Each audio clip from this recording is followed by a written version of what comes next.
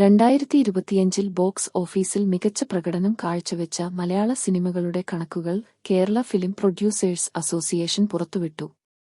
ഈ വർഷം റിലീസ് ചെയ്ത 184 ചിത്രങ്ങളിൽ കേവലം 15 എണ്ണം മാത്രമാണ് സാമ്പത്തിക വിജയം നേടിയതെന്നാണ് റിപ്പോർട്ട്.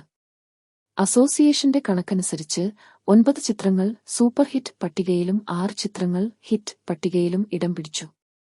ഈ വർഷം 100 കോടി ക്ലബിൽ ഇടം പിടിക്കാൻ 3 ചിത്രങ്ങൾക്ക് സാധിച്ചു.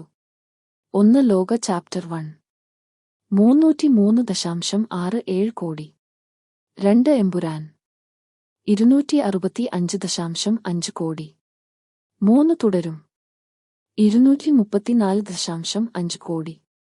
മറ്റ് വിജയചിത്രങ്ങൾ: Dies Irae, Alappuzha gymkhana, Hridayapoorvam, officer on duty, Rekhachithram, Kalamkaval എന്നിവയാണ് വിജയപട്ടികയിലുള്ള മറ്റ് സിനിമകൾ.